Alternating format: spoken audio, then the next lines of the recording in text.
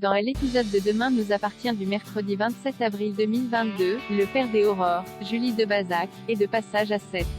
Pour l'occasion, la policière invite Bénédicte Honorine Magnier et sa famille à dîner. Elle prévoit de servir des huîtres, le mets préféré de son père.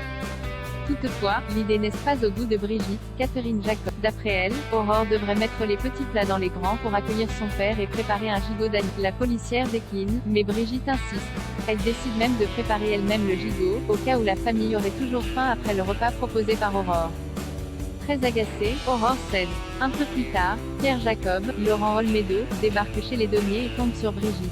Le courant passe aussitôt. Lors du dîner, Aurore apporte fièrement son plat d'huîtres gratinées sauce champagne. Néanmoins, Pierre lui annonce qu'il ne supporte plus le champagne. Saisissant l'occasion, Brigitte sort son gigot d'agneau. À la fin du repas, Pierre se plaint à nouveau du service des Aurores en critiquant son café.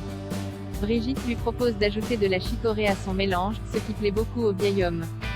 Chez les Lopez Diallo, Lilian, Sylvain Le Gall, et Jaya, Nastasia Kruge, cuisine Angie, Louise Marion, pour en savoir plus sur sa relation avec Nathan, Adrien Gabelet. La conversation met Angie mal à l'aise, ce qui fait beaucoup rire la petite fratrie. Néanmoins, lorsque Cédric, Julien Cheminade, entre dans la pièce, l'ambiance retombe. À l'hôpital, Cédric présente ses excuses à Nord, Saël de Figueiredo, pour sa réaction de la veille. Il n'aurait pas dû lui reprocher d'avoir pris un rendez-vous chez le gynécologue pour sa fille. Nord accepte ses excuses et lui suggère de passer la soirée avec ses enfants pour arranger les choses avec eux. Le soir venu, Nord passe au spoon chercher un plat à emporter et tombe sur Cédric, Angie, Jaya et Lilian. Gênée, la jeune infirmière profite de l'occasion pour faire son mea culpa auprès des enfants Diallo. Elle leur confie avoir vécu la même chose que pendant son adolescence, et affirme comprendre ce qu'ils ressentent. Elle leur promet également de ne jamais chercher à s'immiscer dans leur vie.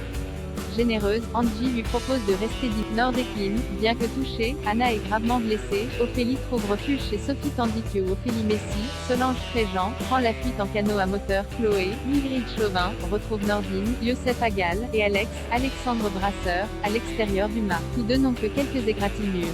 Anna, Maud Baker, elle, est conduite en urgence à l'hôpital Saint-Clair. Dans l'ambulance, Karim, Samy Garbi, essaye de la rassurer, mais la situation est grave. Dans l'explosion du mât, Anna a reçu un objet en métal en plein dans l'abdomen. Son état nécessite une opération d'urgence par Renaud, Pierre Dinaille, et Samuel, Axel Kinner. De son côté, Alex a des réminiscences. Le choc traumatique à la tête associé au choc émotionnel lui rend peu à peu la mémoire. Au mât, le chef des pompiers annonce à Martin, Franck Monsigny, que Ophélie a pris la fuite. Nordine veut partir à sa recherche, mais le commandant Constant l'en empêche. En arrivant au mât, il a eu très peur de perdre son fils et préfère que Nordine aille se faire examiner à l'hôpital. Au bloc, Renaud et Samuel découvrent de graves lésions sur l'utérus d'Anna.